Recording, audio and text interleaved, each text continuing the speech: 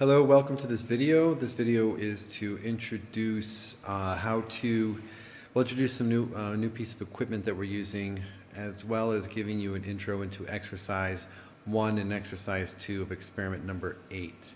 So in this experiment for exercise 1 and 2, we have a signal generator, which you are all familiar with, outputting to an anti-aliasing filter, which you may not be familiar with at this point. I'll come back to explaining the anti-aliasing filter in a second. The signal, again, it goes through the anti-aliasing filter and then splits at the output of the filter to be both read by the oscilloscope and also by your data acquisition Logger Pro unit, which goes to your computer. The anti-aliasing filter, what it does is that it filters out frequencies at a certain set point. That set point is the digital screen up where my thumb is pointing right now. Right now it's set to filter out any frequency above 390 hertz. It's pretty simple to change. If you wanted to change that, you can go ahead and actually change the frequency. You'll see that the enter sign, the enter lights up here. You press enter and it fixates it. So right now it's set to 404, and it's still at 404 until I press the enter button at whatever new frequency I want to set it to. So right now it's set to 390. The filter can be turned on and off in the sense that if I go ahead down to here where it says filter in means that it's actually on. That means it's actually filtering the frequency. Out means that the filter is not working at this point. So now it is not filtering out frequencies above 390. In means it is. These are input gains. This is a sort of a fine adjustment. This is a coarse adjustment. And these gains amplify any signal that comes into the anti-aliasing filter. These signals overload mean that the signal is being overloaded, that it's past the saturation points. As you can tell, as I go ahead and turn down the amplitude of my input signal, you'll see that those lights go off and they go on again depending if I'm starting to hit the overload point or not. Okay, so that's the filter. Exercise 1, you are to set the signal generator to a frequency of 156.25 hertz. You are to set the anti-aliasing filter to 390 hertz. And you are to go over to Logger Pro. Just to start off with, you are to set your sample rate at 1000 hertz for a duration of 0.064 hertz. Go ahead, you do that. Collect your data. Once the data Logger Pro has collected your data, go to File, Export As, Text. Call it Sign 1A and save the text file. I'm not actually going to do that. Go through the exercise. You should have two files that you save, Sign 1A and Sign 1B.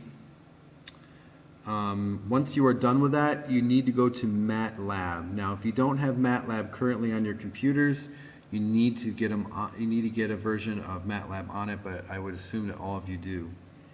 If you go into also on the course website, there should be underneath the experiment handout, there should be a link for you to download 4 MATLAB files. These 4 MATLAB files are called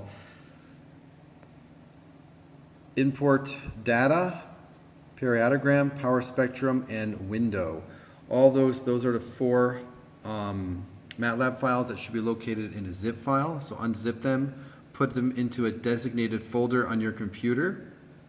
Okay, and once they are on your designated folder in your computer, go onto MATLAB under Current Folder and set that folder to where those files are located. So again, all 4 MATLAB files should be in one folder, and then you need to set the working directory, the working folder for MATLAB to that particular file. Because what you're going to do now is that you're going to export those files from Logger Pro, right? You're going to go ahead, for example, in exercise 1, you should have 2 files. One's called Sign 1A, and the other one's called Sign 1B. You're going to export those, and then you're going to put them all into the same folder as I have here. As you can tell, I have my 4 MATLAB files along with all of these text files. All these text files represent the files that you were saving for exercise 1 and exercise 2. So once you do that, I'll go ahead and close this off.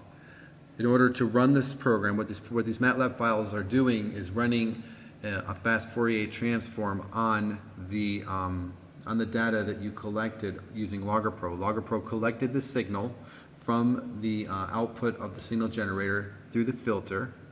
You're going to go ahead and run the file. You can do it many ways. I choose to right-click on the file. The file that you're going to run is parietogram. So you go ahead, click on it, run file. It'll come up and it'll say input name of data file. So in this case, I have a file called sign 1a.txt, but I don't fill in the .text. Press enter. The next thing is going to ask you to select a window function. We are not going to be using window functions, so just press none. And after you do that, up come two graphs. The one of interest is the blue graph here, and what it has is on the y-axis is a representative amplitude, and the x-axis are frequencies, and you'll see the spike at the frequencies of which are found in the data file that you just analyzed. So in this case, as you can tell, I set the I set the signal generator to 156.25 hertz. And if you go here, click on data trace, and then click on the spike here, you should see it says 156.3, in this case 156.25. That is the frequency at which we outputted. Okay, so you're going to do that using exercise 1. You're going to look at something called leakage. I'll leave it to you doing the lab to figure out what that is. The point of exercise 1 is to understand what leakage is, and then you'll go through the same exercises, basically setting the signal generator to different frequencies as well as the anti-aliasing filter to different frequencies in order to study some effects of square waves for exercise 2. Okay, so this ends the video, instructional video for exercise 1 and exercise 2 of experiment number 8.